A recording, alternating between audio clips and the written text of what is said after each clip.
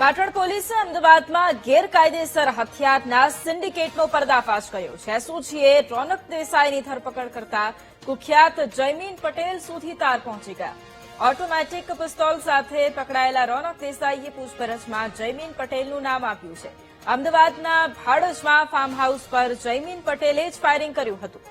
રૂપિયાની લેતી દેતીમાં બોપલના વેપારીને જયમીન પટેલે માર માર્યો હતો। સોલા પોલીસ સ્ટેશનની હદમાં આવેલા ફાર્મ હાઉસમાં કાળા કારોબાર ચાલતા હોવાનો પણ દાવો કરવામાં આવ્યો છે। પોલીસની મીઠી નજર હેઠળ ફાર્મ હાઉસમાં 2 નંબરના ધંધા થતા હોવાની ચર્ચા છે। જયમીન પટેલે ગેરકાયદેસર પિસ્તોલથી કેટલાક લોકોને ધમકાવ્યા હોવાનો આરોપ।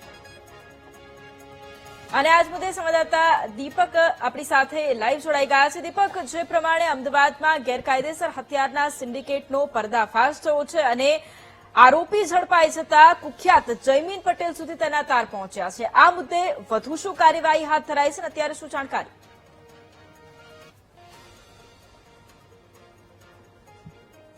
બિલકુલ જે પ્રકારે પાટણ પોલીસે ગેરકાયદેસર હથિયારનું રેકેટ જે છે તે પકડ્યું છે, પરંતુ ક્યાંક અહીં પોલીસની મીઠી નજર કુખ્યાત આરોપી જે જયમીન પટેલ છે તેને છાવરી રહી છે। પાટણ પોલીસ દ્વારા એસઓજી જે છે તેના દ્વારા રોનક દેસાઈની ધરપકડ કરવામાં આવી હતી। ઓટોમેટિક જે પિસ્ટલ છે તે પકડવામાં આવી હતી ને રોનક દેસાઈ દ્વારા જ પૂછપરછની અંદર જયમીન પટેલનું નામ આપવામાં આવ્યું હતું। એ જયમીન પટેલ કે જેના દ્વારા ભાડજની અંદર જે ફાર્મ હાઉસ છે ત્યાં ફાયરિંગ કરવામાં આવ્યું હતું। જયમીન પટેલ કુખ્યાત છે, પરંતુ તેની સામે ક્યાંક પોલીસની મીઠી નજર હોય તેવું લાગી રહ્યું છે, કારણ કે આટલી મોટી જે સિન્ડિકેટ ચાલી રહી છે હથિયાર માટેની, પરંતુ જયમીન પટેલ અત્યાર સુધી પોલીસના હાથે નથી લાગ્યો। રોનક દેસાઈએ જ્યારે પૂછપરછની અંદર જયમીન પટેલનું નામ આપ્યું છે ત્યારે પોલીસ કાર્યવાહી શા માટે નથી કરતી તે મહત્વની બાબત છે।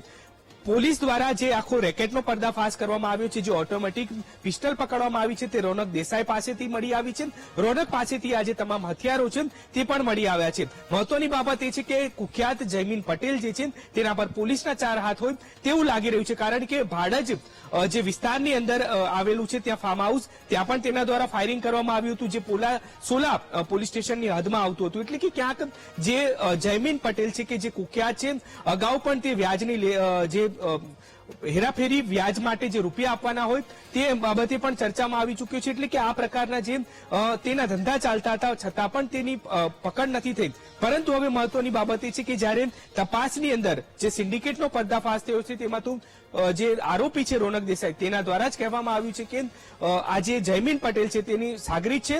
એટલે કે હવે જે જયમીન પટેલ છે કે જે કુખ્યાત છે તેના સામે પોલીસ કયા પ્રકારની કાર્યવાહી કરે છે તે મહત્વની બાબત રહેશે। વૈભવી, બિલકુલ આભાર દીપક જોડાવા માટે અને તમામ જાણકારી માટે।